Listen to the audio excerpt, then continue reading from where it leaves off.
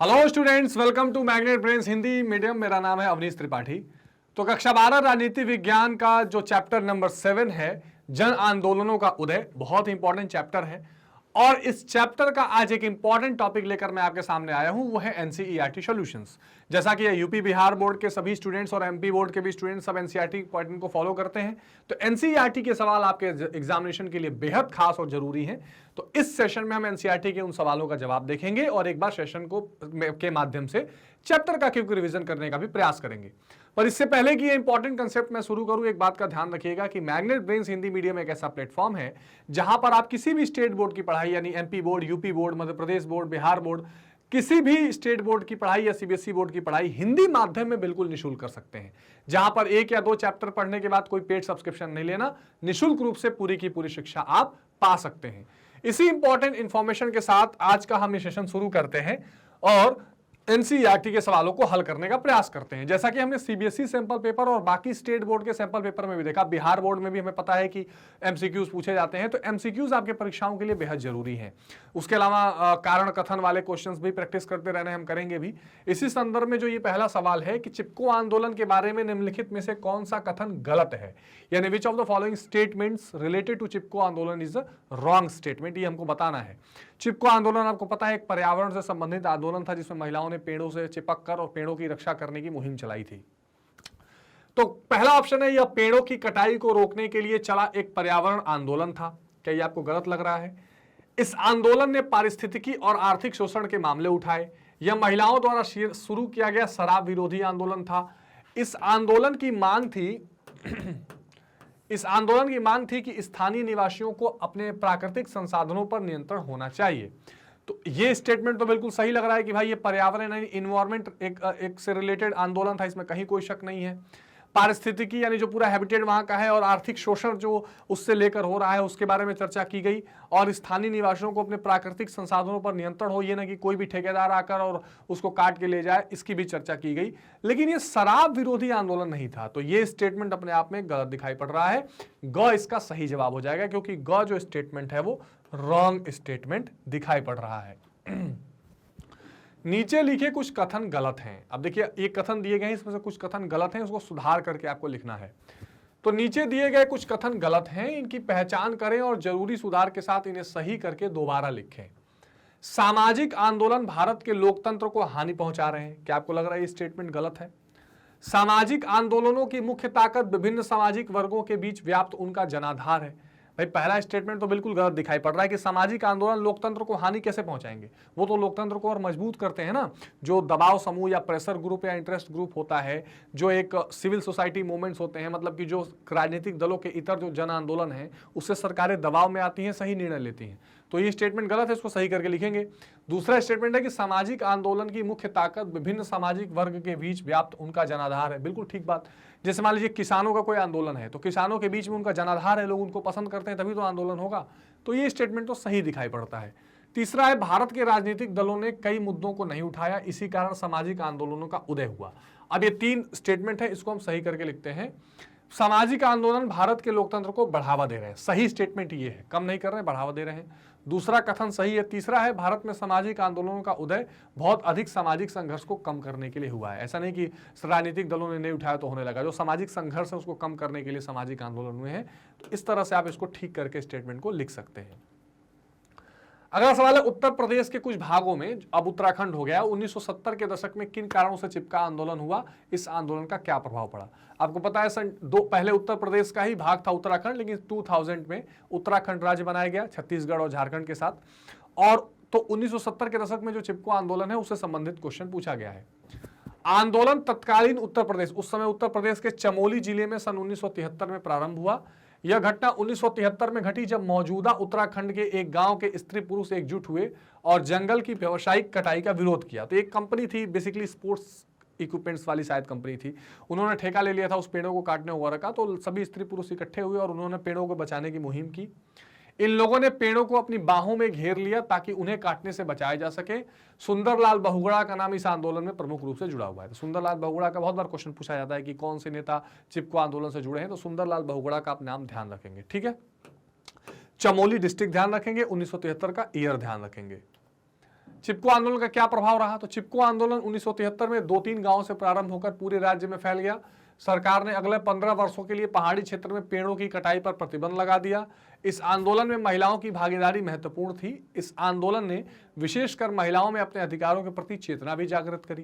तो ये भी बात सही है कि महिलाएं पहली बार निकल कर आई आज़ादी के बाद इस तरह के किसी आंदोलन में, और उनके लिए जो उनके अपने जो अधिकार हो सकते हैं उसके लिए भी उनके अंदर जागरूकता देखी गई। तो ये इसका प्रभाव रहा। इस क्षेत्र में शराब बंद करने के बारे में भी जन चेतना जागृत हुई। अब देखिए, पहले जो क्वेश्चन था वो ये था कि चिपको आंदोलन क्या शराबबंदी आंदोलन था? नहीं, लेकिन इस आंदोलन से शराब बंद होने वाली भी जो प्रक्रिया है उसके लिए भी जागृति आई कि हाँ, हमें शराब बंद करना चाहिए या शराब बंद करने के दिशा में सोचना चाहिए। ये एक इंपॉर्टेंट पार्ट इसमें देखा गया। भारत में 1980 का वन संरक्षण अधिनियम और केंद्र सरकार में पर्यावरण मंत्रालय का गठन दोनों ही चिपको आंदोलन के परिणाम थे। तो 1980 के बाद फिर आप जो वन यानी वाइल्ड लाइफ जो फॉरेस्ट कंजर्वेशन एक्ट था, वन संरक्षण अधिनियम आया, और जो पर्यावरण मंत्रालय का गठन था ये भी आया। हालांकि पूरी दुनिया में पर्यावरण से संबंधित कई सम्मेलन भी चल रहे थे, जैसे स्टॉकहोम सम्मेलन, फिर धीरे धीरे रियो डी जेनेरो, तो ये सब भी चल रहा था और ये भी इसका कारण था। इस आंदोलन की सफलता ने भारत में चलाए गए अन्य आंदोलनों को भी प्रभावित किया, क्योंकि जब एक आंदोलन कोई सफल होता है तो लोगों को लगता है कि हम आंदोलन करके सरकार पर दबाव बना सकते हैं। तो इस आंदोलन ने इस रूप में बड़ी भूमिका निभाई। और कोई भी आंदोलन जब सफल होता है, सरकार जब बातों को मानती है, तो आप ये मान के चलिए कि सबसे बड़ी जीत लोकतंत्र की होती है, जहां पर लोगों के मत को, लोगों की बातों को सुना जा रहा है। तो ये एक इंपॉर्टेंट पार्ट इसमें देखा गया। भारतीय किसान यूनियन किसानों की दुर्दशा की तरफ ध्यान आकर्षित करने वाला अग्रणी संगठन है, बीकेयू जिसको कहा जाता है, भारतीय किसान यूनियन। 90 के दशक में इसने किस मुद्दों को उठाया और कहां तक सफलता मिली? तो 70 के दशक से भारतीय समाज के कई तरह के असंतोष पैदा हुए। 80 के दशक में कृषक संघर्ष इसका उदाहरण है, जब अपेक्षाकृत धनी किसानों ने सरकार की नीतियों का विरोध किया। तब 1988 के जनवरी में उत्तर प्रदेश के मेरठ शहर में लगभग 20,000 किसान जमा हुए। ठीक है, मेरठ उत्तर प्रदेश का पश्चिमी इलाका है, मेरठ मंडल है जिसमें गाजियाबाद जिला, मेरठ जिला, हापुड़, ये सब जिले हैं। किसानों का यह बड़ा अनुशासित धरना था। धरने पर बैठे किसान भारतीय किसान यूनियन के सदस्य थे। भारतीय किसान यूनियन पश्चिमी उत्तर प्रदेश और हरियाणा के किसानों का संगठन था। भारतीय किसान यूनियन किसानों की दुर्दशा की तरफ ध्यान आकर्षित करने वाला अग्रणी संगठन है। और रिसेंटली भी जो 2016-17 में जो किसान आंदोलन चले हैं उसमें भी 2020 में 19 में 20 में उसमें भी ये इनकी बड़ी भारतीय किसान यूनियन की भूमिका रही है। भारतीय किसान यूनियन ने गन्ने और गेहूं के सरकारी खरीद मूल्य में बढ़ोतरी करने, यानी क्या क्या इनकी मांगे रही हैं कि जो सरकारी खरीद मूल्य जिसको आप एमएसपी बोलते हैं, न्यूनतम समर्थन मूल्य, मिनिमम सपोर्ट प्राइस, कि गन्ने का और गेहूं का प्राइस बढ़ाया जाए। ठीक है, कृषि उत्पादों के अंतर्राष्ट्रीय आवाजाही पर जो पाबंदियां हैं वो हटाई जाएं, समुचित दर पर गारंटी शुदा बिजली मिले, किसानों को बकाया कर्ज माफ किया जाए, किसानों के लिए पेंशन की बात की जाए। ये सारी मांगे भारतीय किसान यूनियन करता रहा है। 1990 के दशक के शुरुआती सालों तक भारतीय किसान यूनियन ने अपने आप को सभी राजनीतिक दलों से दूर रखा था। इस संगठन ने राज्यों में मौजूद अन्य किसान संगठनों के साथ लेकर अपनी कुछ मांगे मनवाने में भी सफलता पाई है। तो ये भी बात सही है, कई सारी ऐसी मांगे रही हैं जो भारतीय किसान यूनियन ने अलग अलग राज्य सरकारों से या फिर केंद्र सरकारों से मनवाने में सफलता प्राप्त की है। इस अर्थ में किसान आंदोलन 80 के दशक में सबसे ज्यादा सफल सामाजिक आंदोलन था, यह भी देखा गया। अगला सवाल है कि आंध्र प्रदेश में चले शराब विरोधी आंदोलन ने देश का ध्यान कुछ गंभीर मुद्दों की तरफ खींचा। ये मुद्दे क्या थे? तो आंध्र प्रदेश में फेमस जो शराब विरोधी आंदोलन था वो चला था, तो इसका क्या परिणाम हुआ? दक्षिणी राज्य आंध्र प्रदेश में चल रहा शराब विरोधी आंदोलन महिलाओं का एक स्वतः स्फूर्त आंदोलन था। आंध्र प्रदेश के नेल्लोर जिले के एक दूर दराज गांव में दबरगंटा में 1990 के शुरुआती दौर में महिलाओं के बीच प्रौढ़ साक्षरता कार्यक्रम चलाया गया। प्रौढ़ साक्षरता कार्यक्रम का मतलब होता है जो वृद्ध लोग होते हैं या जो ऐसे बड़े लोग जो शिक्षा प्राप्त नहीं कर पाए उनको साक्षरता देने का कार्यक्रम है, जिसमें महिलाओं में बड़ी संख्या में पंजीकरण कराया। महिलाओं ने उसको रजिस्ट्रेशन इसमें कराया था। इस आंदोलन के क्या मुद्दे थे? महिलाएं अपने आस पड़ोस में मदिरा की बिक्री पर पाबंदी की मांग कर रही थी। ग्रामीण महिलाओं ने शराब के खिलाफ लड़ाई छेड़ रखी थी। यह लड़ाई माफिया और सरकार दोनों के खिलाफ थी। इस आंदोलन ने ऐसा रूप धारण किया, इसे राज्य में ताड़ी विरोधी आंदोलन के रूप में जाना गया। तो ये बहुत इंपॉर्टेंट रोल था, जिसमें महिलाएं बिल्कुल चाह रही थी कि शराब बंद होना चाहिए। जो ताड़ के पेड़, नारियल जैसा पेड़ होता है, उससे ताड़ी निकाल के पिया जाता है, उसमें भी मादकता होती है, इसके खिलाफ भी एक आंदोलन ये चलाया जा रहा था। ग्रामीणों को शराब की गहरी लत लग चुकी थी, इसके चलते वो शारीरिक और मानसिक रूप से कमजोर हो गए। महिलाओं का शारीरिक और मानसिक शोषण, ये तो जब भी पूछा जाता है कि शराब का दुष्परिणाम में, तो महिलाओं का शोषण उसमें प्रमुख रूप से रहता है, शारीरिक और मानसिक उनका शोषण होता है। घरेलू हिंसा, दहेज प्रथा, परिवार में तनाव, मारपीट का माहौल ये बनने लगा। ग्रामीण अर्थव्यवस्था प्रभावित हो रही थी और गांव में अपराध भी बढ़ रहे थे। ये चीज देखी जा रही थी। अगला सवाल है, क्या आप शराब विरोधी आंदोलन को महिला आंदोलन का दर्जा देंगे? कारण बताइए। ये इंपॉर्टेंट बात है। क्या आप मानते हैं कि जो शराब विरोधी आंदोलन था वो एक महिला आंदोलन था? हाँ, शराब विरोधी आंदोलन को महिला आंदोलन का दर्जा दिया जा सकता है क्योंकि यह आंदोलन महिलाओं की स्थिति में सुधार लाने के लिए किया गया था। परिवार में तनाव और मारपीट का माहौल इससे बनने लगा था, इसलिए महिलाएं इसमें बढ़ चढ़ के भाग भी ले रही थी। नेल्लोर में महिलाएं ताड़ी के बिक्री के खिलाफ आगे आईं। उन्होंने शराब की दुकानों को बंद करने के लिए दबाव बनाया। ठीक है, दुकानों को घेरती भी थी, पिकेटिंग जिसे कहा जाता है। ताड़ी विरोधी आंदोलन का बहुत साधारण था, ताड़ी की बिक्री बंद करना। इस साधारण नारे ने महिलाओं के जीवन को बहुत प्रभावित किया। स्थानीय महिलाओं के समूहों ने इस जटिल मुद्दे को अपने आंदोलन में उठाना शुरू कर दिया। तो ये बड़ी इंपॉर्टेंट रूप से देखा जा रहा था। आंदोलन ने पहली बार महिलाओं को घरेलू हिंसा जैसे निजी मुद्दों पर बोलने का मौका दिया। ये इंपॉर्टेंट था। देखिए, जुड़ा था शराब आंदोलन, ताड़ी आंदोलन, लेकिन यहां से जो एक वर्ड निकलकर बहुत प्रमुख रूप से जिस पर महिलाओं ने बात किया, डोमेस्टिक वायलेंस। क्योंकि जब भी कोई व्यक्ति जो क्या करता है, जब भी कोई व्यक्ति शराब पीता है तो आकर घर में मारपीट करता है, तो घरेलू हिंसा वहां से बातचीत होती है। महिलाओं ने इस पर खूब बात की। उपरोक्त कारणों से स्पष्ट है कि शराब विरोधी आंदोलन को महिला आंदोलन का भाग माना जाना चाहिए, क्योंकि इसमें महिलाओं ने बढ़ चढ़ के भाग लिया। महिलाओं ने अपने अधिकारों के प्रति बातचीत की। घरेलू हिंसा जो महिलाओं पर शारीरिक और मानसिक यातनाएं होती हैं उस पर खुल के बात की। तो ये निश्चित तौर पर महिला आंदोलन के रूप में देखा जाना चाहिए। अगला सवाल है, नर्मदा बचाओ आंदोलन ने नर्मदा घाटी की बांध परियोजनाओं का विरोध क्यों किया? अब नर्मदा बचाओ आंदोलन, इससे रिलेटेड किस नेता का नाम आपको ध्यान रखना है? मेधा पाटेकर। ठीक है, और ये नर्मदा नदी को लेकर था, इस पर जो बांध बन रहा था और बहुत दिन तक इस पर विरोध हुआ। नर्मदा बचाओ आंदोलन नर्मदा नदी को बचाने के लिए आंदोलन था। इस आंदोलन ने नर्मदा सागर परियोजना के निर्माण का विरोध किया कि नर्मदा सागर परियोजना नहीं बननी चाहिए। उन्होंने मांग की कि अब तक की सभी विकास परियोजनाओं पर हुए खर्च की जांच की जाए, क्योंकि बांध निर्माण की वजह से राज्यों के 245 गांव डूब के क्षेत्र में आ रहे हैं और प्रभावित गांव के करीब 2.5 लाख लोगों का पुनर्वास का मामला सामने आया। तो उन्होंने कहा कि अगर ये बांध बनाया जाएगा, ये सरोवर बनाया जाएगा, तो बहुत सारे गांव डूबेंगे, लोगों को अपना घर छोड़कर कहीं जाना पड़ेगा। जो रिहेबिलिटेशन की समस्या है, पुनर्वास की समस्या है, वो बहुत तेजी से आगे बढ़ेगी, इसलिए इस पर ध्यान देना पड़ेगा। आंदोलन में इस बात को भी बताया गया कि ऐसी परियोजनाओं की निर्णय प्रक्रिया में स्थानीय समुदायों की भागीदारी होनी चाहिए और जल, जंगल, जमीन जैसे प्राकृतिक संसाधनों पर प्रभावी नियंत्रण भी होना चाहिए। यानी जमीन क्या है, जल क्या है, जंगल क्या है, कैसे जल, जंगल, जमीन हमेशा आदिवासी लोगों के साथ भी जोड़कर देखा जाता है। तो लोगों के जंगल, उनका जल और जमीन ये सुरक्षित रहें, इससे नर्मदा बचाओ आंदोलन को जोड़ा गया। आंदोलन के नेतृत्व ने इस बात की ओर ध्यान दिलाया कि इन परियोजनाओं का लोगों के पर्यावास, आजीविका, संस्कृति, पर्यावरण पर बुरा असर पड़ा है। विस्थापन की वजह से संस्कृतियों का विनाश हो जाता है। जो लोग विस्थापित होते हैं उनकी रोजी रोटी छिन जाती है। क्षेत्र के लिए बन रही विकास परियोजनाओं पर वहां रह रहे लोगों से सलाह ली जाए। तो ये कहा गया कि भाई आप जो भी परियोजनाएं बनाना चाहते हैं, जो कुछ भी करना चाहते हैं, वहां के लोगों से सलाह लीजिए, वहां के लोगों से बातचीत करके कीजिए। अगला सवाल है कि क्या आंदोलन और विरोध की कार्रवाई से देश का लोकतंत्र मजबूत होता है? अपने उत्तर की पुष्टि में उदाहरण दीजिए। अब देखिए, ये बहुत इंटरेस्टिंग टॉपिक है, बहुत इसकी चर्चा होती है कि आंदोलन नहीं होने चाहिए, कई बार वो आंदोलन हिंसक भी हो जाते हैं। तो क्या इससे देश का विकास हो पाएगा? जब भी कोई विकास परियोजना चलेगी तो लोग उसका विरोध करेंगे, तो कैसे विकास होगा? तो ये एक कॉन्फ्लिक्ट चलता है। देखिए, जन आंदोलन केवल सामूहिक कार्रवाई ही नहीं होता, बल्कि आंदोलन का एक कार्य लोगों को अपने अधिकार और कर्तव्यों के प्रति जागरूक बनाता है। बिल्कुल ठीक बात। अगर आप इंडिया अगेंस्ट करप्शन देखें तो 2011 का अन्ना आंदोलन था। पॉलिटिकल की बातें, राजनीति की बातें अलग कर लीजिए बिल्कुल। केवल उस आंदोलन की अगर आप बात करें तो देखिए, समाज के हर वर्ग के लोग उसमें जुड़े। लोगों को लगा कि ये हमारा क्या अधिकार है, हमें एक करप्ट फ्री सोसाइटी मिलनी चाहिए, हमें एक फ्री एंड फेयर सिस्टम मिलना चाहिए। तो लोग, जब कोई आंदोलन होता है तो बहुत सारे लोग उसमें जुड़ते हैं अपने कर्तव्यों की उम्मीद लेकर कि हमें कर्तव्यों या हमें अधिकार की प्राप्ति होगी। भारत में चलने वाले विभिन्न सामाजिक आंदोलन ने लोगों को इस संबंध में जागरूक बनाया है और लोकतंत्र को क्या किया है, और ज्यादा मजबूत किया है। भारत में समय समय पर चिपको आंदोलन, ताड़ी विरोधी आंदोलन, नर्मदा बचाओ आंदोलन, सरदार सरोवर परियोजना से संबंधित आंदोलन चलते रहे हैं। इन आंदोलनों ने भारतीय लोकतंत्र को मजबूत किया है और उन वर्गों के सामाजिक आर्थिक हितों को उजागर किया है जो समकालीन राजनीति के द्वारा हल नहीं किए जा रहे हैं। बिल्कुल ठीक बात है। जब भी आपको दिखाई पड़ेगा कि जो प्रेजेंट में सत्ता है या समकालीन राजनीति है वो किसी पॉइंट को हल नहीं कर पा रही है, तो सामाजिक आंदोलन उसका रूप लेते हैं और वो दबाव बनाकर हल करवाने का प्रयास करते हैं। अगला सवाल है, दलित पैंथर्स ने कौन से मुद्दे उठाए? ये भी एक इंपॉर्टेंट पॉइंट है।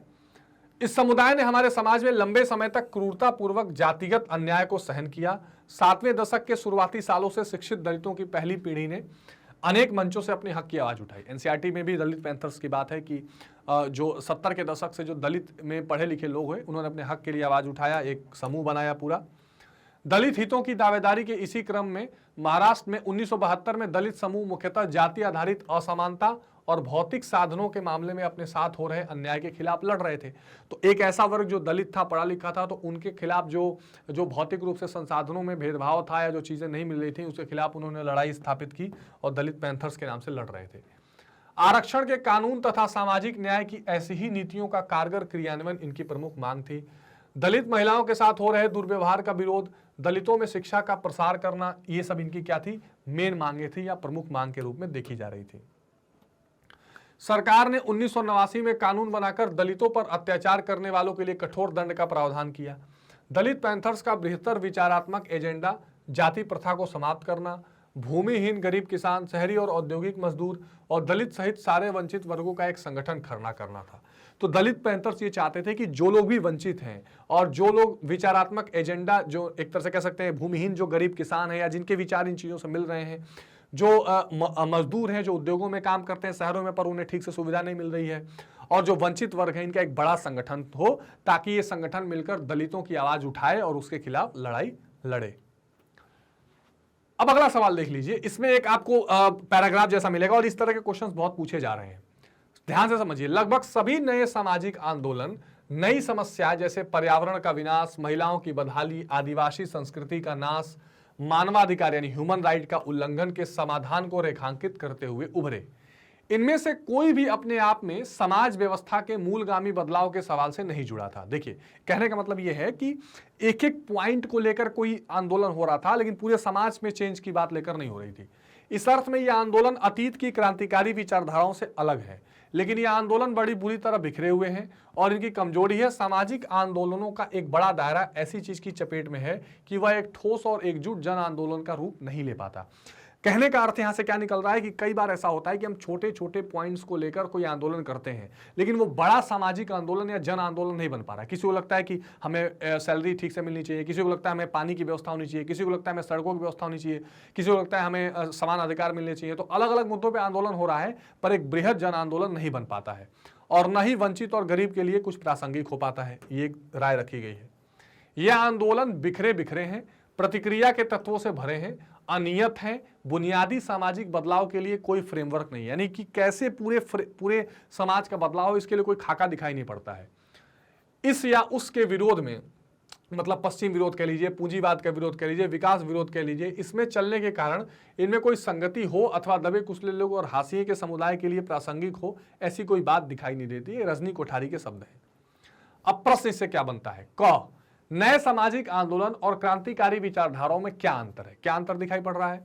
नए सामाजिक आंदोलन शांतिपूर्ण होते हैं या आंदोलन धीरे धीरे व्यवस्था परिवर्तन करने का प्रयास करते हैं, जबकि क्रांतिकारी विचारधारा पर आधारित आंदोलन कभी कभी हिंसात्मक भी हो जाते हैं। एक तो ये प्रयास है और दूसरा अंतर है, और दूसरा अंतर आप ये भी डाल सकते हैं कि क्रांतिकारी विचारधाराएं थोड़े बड़े पर्सपेक्टिव में रहेंगी और बाकी जो नए सामाजिक आंदोलन है छोटे छोटे पॉइंट्स पर भी हो सकते हैं। लेखक के अनुसार सामाजिक आंदोलन की सीमाएं क्या क्या है, सामाजिक आंदोलन में क्या क्या कमियां दिखाई पड़ती हैं। तो लेखक के अनुसार सामाजिक आंदोलन की एक बड़ी सीमा यह है, यानी लिमिटेशन यह है कि एक ठोस तथा एकजुट आंदोलन का रूप नहीं ले पाता और न ही गरीब वर्ग के लिए अधिक उपयोगी हो पाता है। तो ये इसकी एक कमी के रूप में देखी जाती है। अगला सवाल है, यदि सामाजिक आंदोलन विशिष्ट मुद्दों को उठाते हैं तो आप उन्हें बिखरा हुआ कहेंगे या मानेंगे कि वे अपने मुद्दे पर कहीं ज्यादा केंद्रित हैं। अपने उत्तर स्पष्ट दीजिए, बहुत इंपॉर्टेंट क्वेश्चन है। तो अगर कोई आंदोलन किसी एक विशिष्ट मुद्दे को उठाते हैं तो हम कहेंगे कि वो अपने मुद्दों पर ज्यादा ही केंद्रित हैं। जैसे मान लीजिए कोई व्यक्ति है, वो बोलेगा कि भाई हमें वृद्धा पेंशन के लिए हम आंदोलन कर रहे हैं, ओल्ड एज पेंशन के लिए, तो अब आप कह सकते हैं कि ये वंचितों के लिए आवाज है, लेकिन ये एक तरह से बिल्कुल सेंट्रलाइज्ड ऑब्जेक्टिव के साथ, यानी केंद्रित, अपने लक्ष्य पर केंद्रित होकर हो रहा आंदोलन है। ठीक है, तो ये एनसीईआरटी के महत्वपूर्ण प्रश्न थे जिनके आंसर्स हम लोगों ने देखे। इससे आपको एक खाका भी समझ में आ गया होगा कि क्या क्या इंपॉर्टेंट पॉइंट्स हमने पूरे चैप्टर में देखा है। इसको बार बार आप जो मैंने सेशंस कराया उसमें रिवाइज करते रहिए। कहीं कोई डाउट समस्या हो इन क्वेश्चंस में भी तो कमेंट बॉक्स में बताइएगा, और कितने आप आंसर सही से लिख पा रहे हैं ये जरूर बताइएगा। राइटिंग प्रैक्टिस करते रहिए, जल्दी ही हम मॉडल पेपर, सैंपल पेपर्स भी आपको अवेलेबल कराते रहेंगे, आप उसकी प्रैक्टिस करते रहिएगा। एक बात का ध्यान रखिएगा कि मैग्नेट ब्रेन्स हिंदी मीडियम एक ऐसा प्लेटफॉर्म है जहां पर मैंने आपको बताया कि आप हिंदी मीडियम में पढ़ सकते हैं, लेकिन मैग्नेट ब्रेन्स का जो पूरा प्लेटफॉर्म है, चाहे उसकी वेबसाइट हो, उसका एप्लीकेशन हो या यूट्यूब चैनल हो, आप ये सारे courses NTSC, CBSE, UP, Bihar board, spoken English competition सब कुछ फ्री ऑफ कॉस्ट पढ़ सकते हैं, जिसके लिए आपको कहीं भी कोई कूपन कोड नहीं चाहिए, 100% फ्री है। बुक्स और ई बुक्स की भी जो लिंक्स है वो हमने डिस्क्रिप्शन बॉक्स में दे दी है, ताकि आप इजीली वहां से पढ़ाई कर सकें और आसानी से अपने नोट्स और अपने पढ़ाई की तैयारी कर सकें। एक बात का ध्यान रखिएगा कि मैग्नेट ब्रेन्स के जो सोशल मीडिया हैंडल्स हैं मैग्नेट ब्रेन्स के नाम से हैं, YouTube, Facebook, Twitter, Telegram, Instagram, इनको आप जरूर फॉलो करते रहिए ताकि सभी नए अपडेट्स आप तक पहुंचते रहें। खूब ज़्यादा लाइक, शेयर और सब्सक्राइब करिए ताकि हम और इंपॉर्टेंट क्वेश्चंस आप तक लेकर आते रहें, इंपॉर्टेंट टॉपिक्स लेकर आते रहें और आपकी पढ़ाई को निःशुल्क रूप से आसान बनाते रहें। तो मिलते हैं स्टूडेंट्स अगली वीडियो में एक नए कंसेप्ट के साथ। तब तक अपना बहुत ध्यान रखिए। Take care, bye bye.